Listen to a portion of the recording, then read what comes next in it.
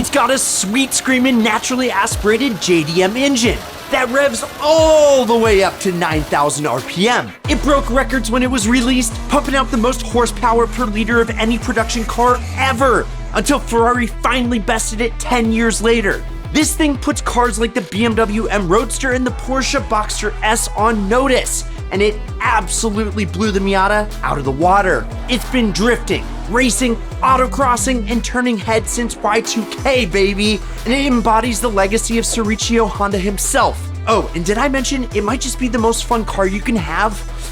Topless, baby! All right. You guys already in the comments hit us up. We won't do that again, but I'm Brad, this is Ideal, and this is why you need a Honda S2000. Let's go!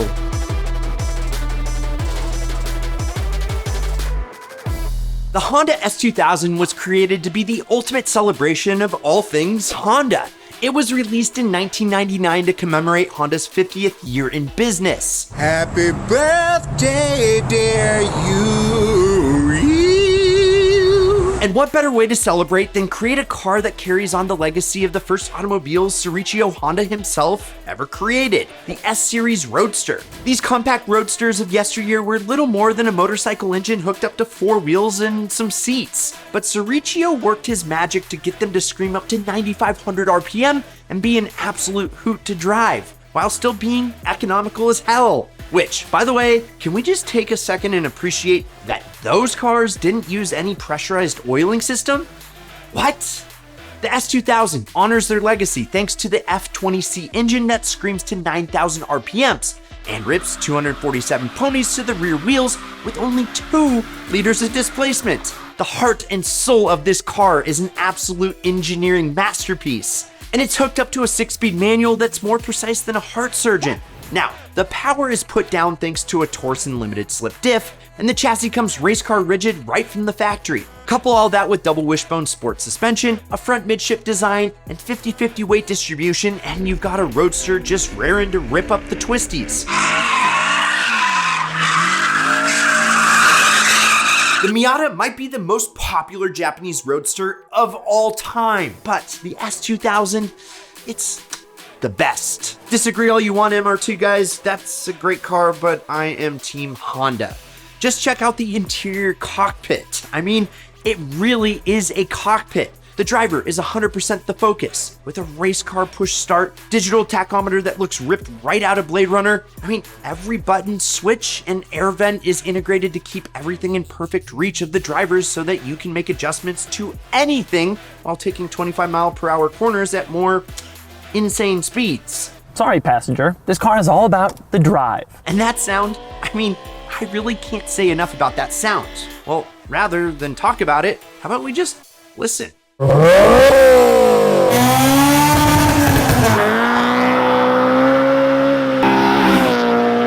Now that is better than sugar-free Red Bull. When it comes to the joy of driving, the Honda S2000 doesn't just tick boxes, it redefines them. From the moment you grab that perfectly positioned steering wheel, you get a tactile connection to the road that's as intimate as me and Trav's secret handshake. Look, he'll be mad that I'm even talking about it. I cannot share anymore. Okay, let us know in the comments below if you want us to share what it is. The rear-wheel drive setup, coupled with a manual gearbox that shifts smoother than butter, turns every drive into a hot lap. It's not just about performance, it's about experience. The wind in your hair, the sun on your skin, the sensation of being one with the road. These are the intangibles that the S2000 delivers like no other. If you love JDM, if you love brilliant engineering, if you love spirited driving, and you love aggressive, sleek, timeless looks like your boy, then how could you not want an S2000? From 1999 to 2003, Honda cranked out the AP1 S2K, and it got a facelift and slightly altered engine from 2004 to 2009 in the AP2. Over the years, the F20C was upgraded, or downgraded depending on your view, to the F22C. The engine got a bump in displacement, but the red line was dropped. But hey, it also got just a little bit more torque on tap, and the transmission was adjusted to adapt to the wider variety of driving conditions, meaning it was just as fast, if not a little quicker. With only 2 generations of the S2000, there's really no wrong one to buy. But with less than 67,000 of them ever made for the US market, they are becoming rarer than how I like my steak. Moo! Still, this car is already a timeless classic, and there is no doubt that in an electric automotive future, a naturally aspirated roadster like this one will be worth its weight in gold to the right buyer. And that's why even with the prices going up and up, now is the right time to buy. But real quick, let's discuss what maybe isn't so ideal about the S2000 and pass it over to your favorite YouTube master tech, Travier. Okay, like any other older car, it'll feel a bit down on power when compared to the most modern sports cars. 247 horses in a car that's less than 3,000 pounds is nothing to scoff at. But as much as everyone loves the 9,000 RPM screaming F20C engine, K-swaps, turbos, and full build-outs are pretty common for anybody who expects to do serious competitive track duty in an S2K. Otherwise, it's essentially a late 90s Honda, which is to say, its internals are pretty bulletproof, so long as they've been properly maintained and are not unsympathetically abused. As the miles climb, oil consumption will be something to consider. Don't ask sellers if the oil frequently needs to be topped up, ask them how often they top it up and see what they say. There have been reports of a few cars that have had problems with transmissions popping out of gear, which essentially necessitates a full rebuild to fix. The timing chain tensioner can fail internally, but it's really not that big of a deal to replace, and a few folks have seen cracked valve retainers during valve adjustments, which, oh yeah, this engine uses solid lifters, which means the valves need to be adjusted periodically. You'll want to obviously check out the complete suspension system and wheel bearings regularly. And under the car, aside from rust, make sure the correct jack points were used whenever the car was lifted.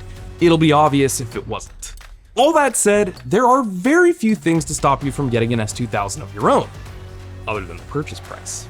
Now, chances are you probably aren't going to get yourself into the club racer spec of the S2K, but you still got a thing for big wings, right? So shell out $200 for an OEM style spoiler and whatever it takes to get it paint matched, and you should feel a decent increase in downforce to the rear wheels. Heck, that's why they did it on the Club Racer, right? Otherwise, it's all the usual suspects. There are plenty of great intakes and exhaust to enhance the sound and perhaps slightly improve performance. But handling mods, they're gonna go a whole lot further. Upgraded suspension, sway bars, lightweight wheels, sticky tires should all be considered. One other thing that might be worth looking into is a performance clutch kit. If you're driving an S2000 right, you're gonna be ripping through the gears every time you drive. A performance clutch master cylinder, upgraded flywheel, and tight action clutch would go a long way to adding enjoyment and longevity to your ride. While there was once a time that you could get yourself an S2K for 10K or less, that time it is long gone. Heck, just look at these OEM hardtop prices. Now, if money is no object and you're looking for the perfect museum piece in the coveted Club Racer trim, you're looking well into the six figures. But for a well-maintained example, you're looking around 25 to 30K. And there is no doubt the Indy Spa Yellow Pearl is one of the greatest car colors of all time. Something like, say maybe this one here. Or save a bit more and go with something that's a little bit edgier and might need a little work here and there for closer to that 10K goal. Here's a higher mileage AP1 for just under 12. Maybe you're thinking both of those cars are just a bit out of reach. Well, good news guys, because we're here to help. Go check out the Ideal Car Strategies. I've linked to them below to our free new workshop so you can learn how to research, identify, and negotiate a car purchase like a pro. Check out the link below and join me and thousands of other enthusiasts just like you.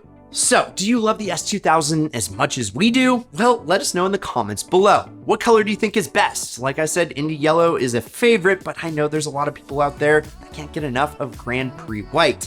Anyways, as long as you're here, why not like this video and subscribe and turn on that notification bell if you're new, and check out this Ideal video up here or whatever YouTube recommends you watch next. Otherwise, I'm Brad, this is Ideal, and promise me one thing, keep living the Ideal lifestyle.